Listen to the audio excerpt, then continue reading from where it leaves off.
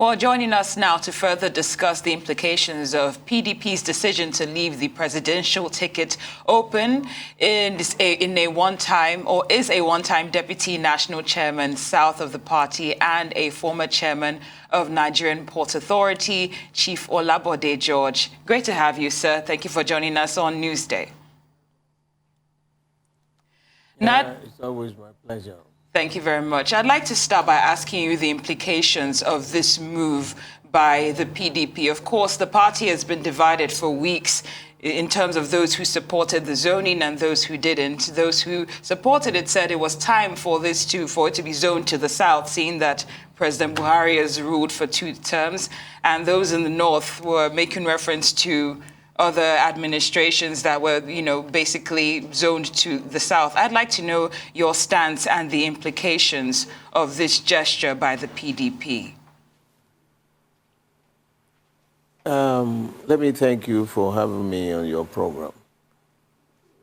Personally, I decided that, and I haven't consulted our people, majority in the southwest, and in Lagos, that it should be zoned to the south. When the meeting started, there were a lot of arguments for and against, and we listened to ourselves. People were now referring to the fact that, the South had the presidency for 14 years, and by the end of General Buhari's time, the North would just have spent 10 years. And that argument was defeated because when you want to count, you tell your kid to count 1, 2, 3, 4, 5 to 100. He cannot start from 8 to start counting 8, 9, 10. What happens between 1 and 8? So holistically, you have to look at Nigeria. We started in 1960, and we said, look, you cannot shortchange. What about all the military administrations that have ruled this country? You can't remove that from the pages of our history. So you don't start counting from the time the PDP came into being. It is true the founding fathers sat back, looked at the major issues that had plagued Nigeria, and that was the fact that, look, the majority in the north had their ways, the minorities were onlookers. Same thing in the south. The majority had their way, the minority were onlookers. And so in 1998, they came together, people who would never have been in the same political room. They were part and parcel of the First Republic. They knew what plagued Nigeria. And so they came up with this brilliant idea of zoning and rotation and divided Nigeria into 6 geopolitical zones and gave 6 top positions in the land: the president, the vice president, the Senate president, the Speaker of the House, secretary to government, and the national chairman of the party. 6 geopolitical zones, 6 top positions. So everybody will go home with one of these top positions. And after 8 years, there will be a rotation. That resolved a major plague that has run this country down. And so they embedded in our constitution the issue of zoning and rotation. It is the political spinal cord of our party that sustained the party for so long.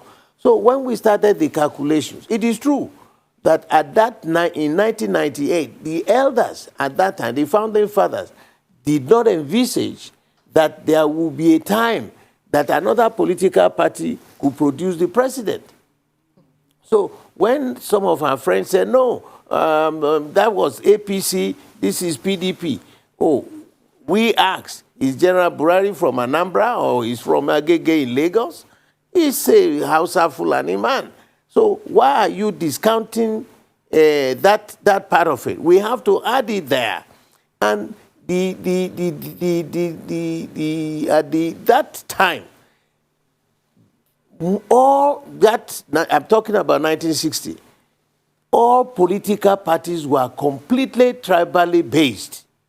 You know, the first time ever that we have a political party that has the national colors of this country was in 1998.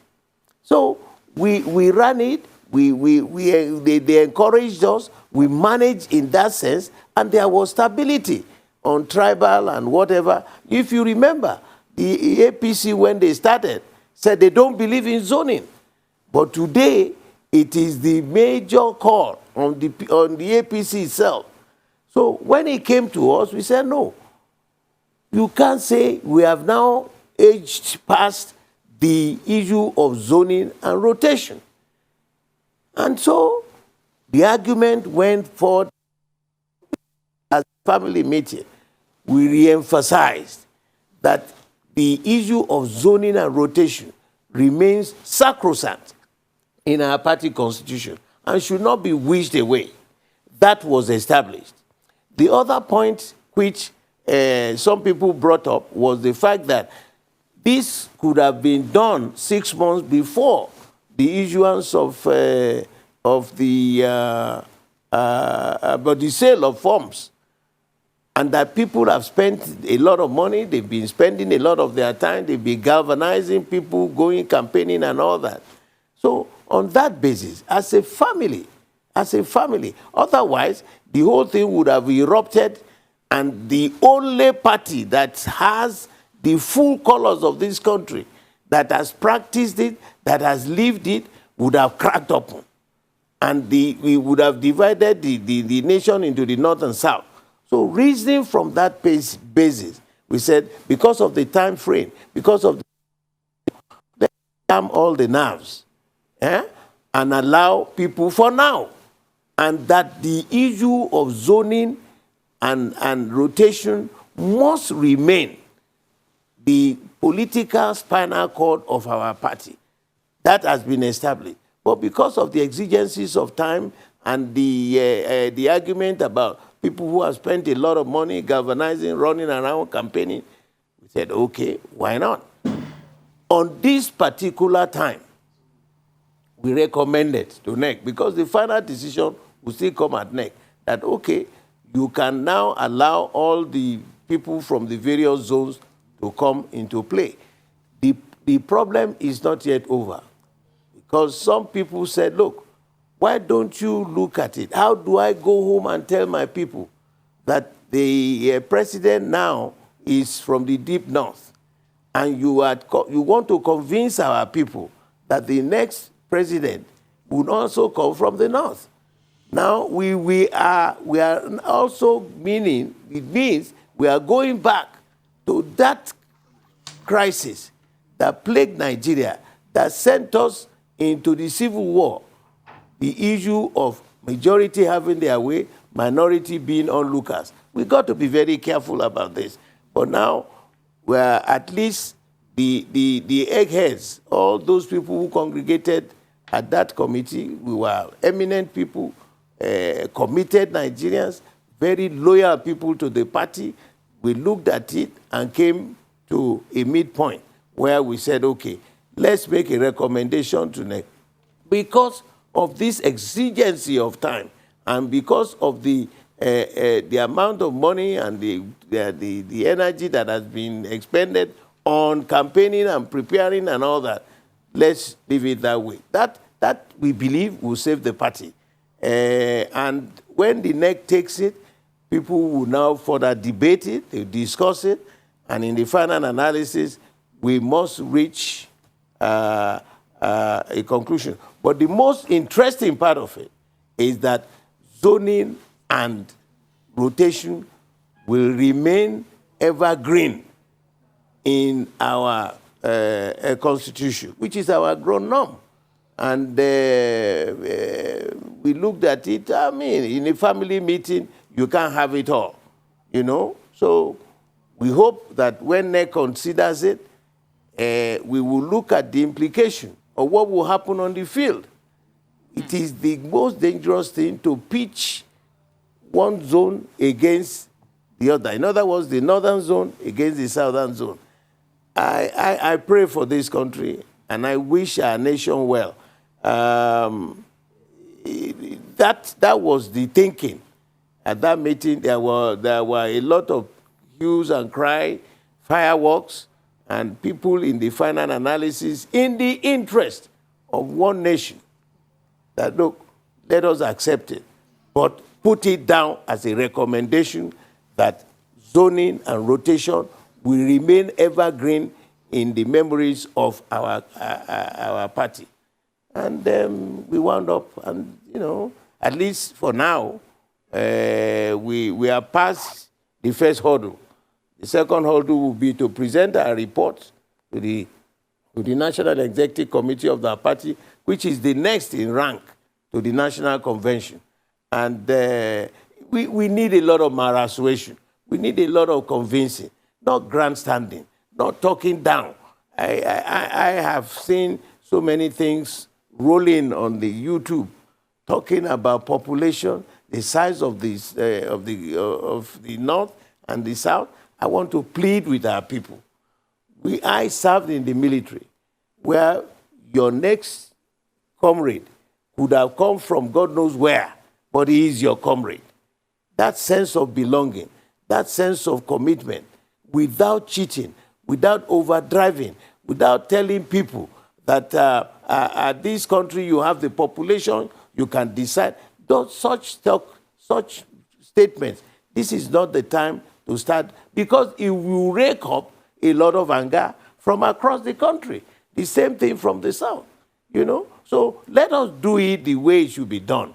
The British left us a lot of confusion.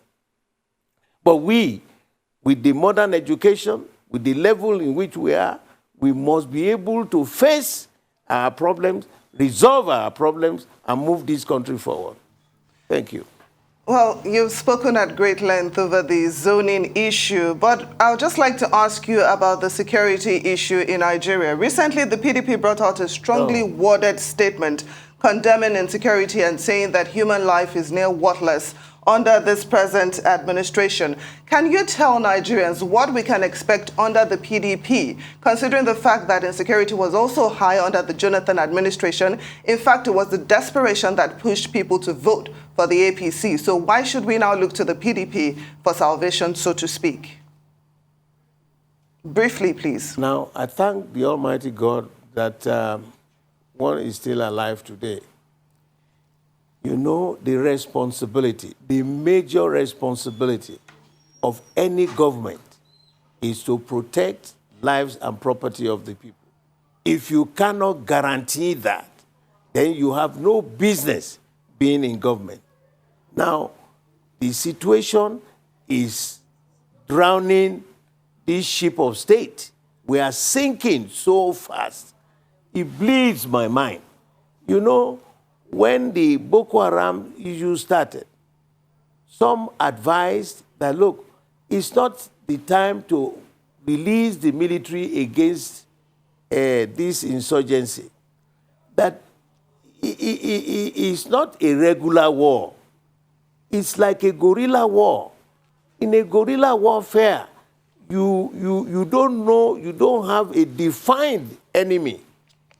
They are all the same. They wear the same clothing.